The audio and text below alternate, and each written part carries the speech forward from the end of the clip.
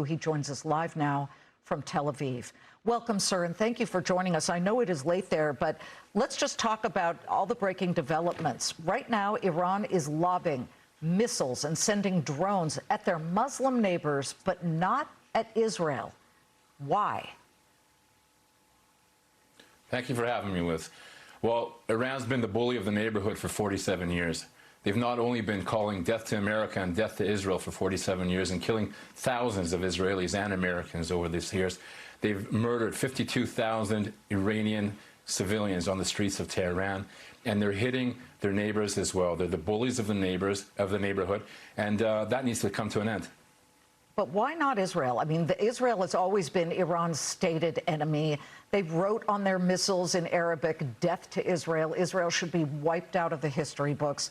I mean, this is just this insanity that's been going on for 43 years. But why now are Israelis not enduring? Listen, I'm thrilled that they're not, but they're not enduring that raining of missiles down from the skies. Well, what I can tell you, Liz, is that we're ready for any scenario, and we're looking very closely at the situation.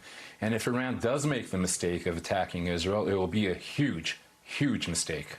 Maybe they realize that now, and they are limited in their firepower, thanks to all the work that the United States has certainly done.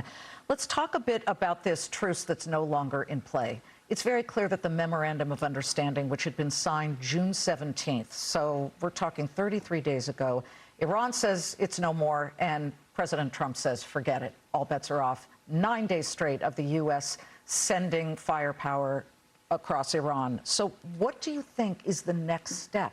Where do you see this, from the Israeli standpoint, ending? Well, I don't want to speculate on the next steps or what the future holds. What I can say is that Iran's been lying and playing for time for 47 years. Now, if President Trump thinks that he can get a deal, and in the deal he can get the nuclear material out, great, that's fantastic. But deal or no deal, Iran cannot have nuclear weapons. The President has made that clear. The Prime Minister has made that clear. Speaking of the Prime Minister, the newest movement and moment and military action has been that actually it's an offering in a way to Lebanon with these pilot zones. And the pilot zones, sort of like a pilot program, enables 3 different areas where the Lebanon military can come in, take over, kick out the Iranian-backed terrorists of Hezbollah, and clear those areas. Tell us how you expect that to proceed. Well, right. So what we managed to achieve in the past couple of weeks with American guidance, with Secretary Rubio, who's led the way here, was to sign an historic framework agreement with Lebanon. For the first time in 45 years, Lebanon recognizes the sovereignty of Israel, and this can lead to peace. How was this made possible? It was made possible because Israel hit Hezbollah like it's never been hit before. After Hezbollah opened war on us on the 8th of October 23, we've taken out over 8,000 Hezbollah terrorists, and out of the 150,000 missiles that they were aiming at our cities, at our civilians, we've taken out over 90% of those missiles. There are still a handful of missiles, a few thousand that we have to take out, and we'll do that. Now, the agreement was made possible because Hezbollah, which was holding Lebanon hostage for over 40 years, was degraded, and now Lebanon is stepping up to the plate. Lebanon is stepping up to the plate and is going to take its own future in its own hands.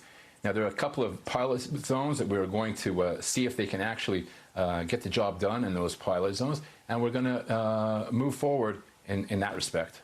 Ophir, as a business network, we always look at economies and stock markets, and it has really amazed not just us, but quite frankly, the world, that since October 9th, which of course would be the first trading day after that horrific day on October 7th of 2023, when Hamas terrorists swarmed over the border and murdered 1,200 mostly Israeli civilians, the Tel Aviv Stock Exchange, your market, has skyrocketed 535%.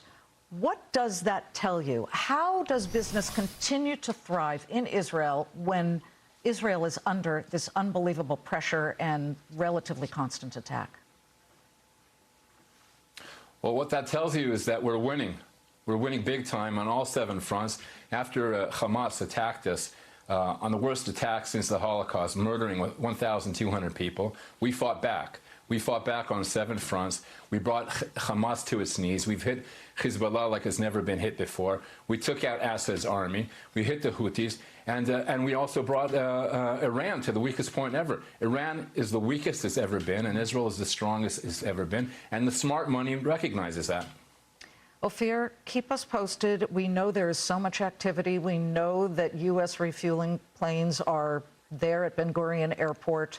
Hopefully they don't need to be used, but we'll continue to watch it. Thank you. Thank you, Liz. Thanks for having me.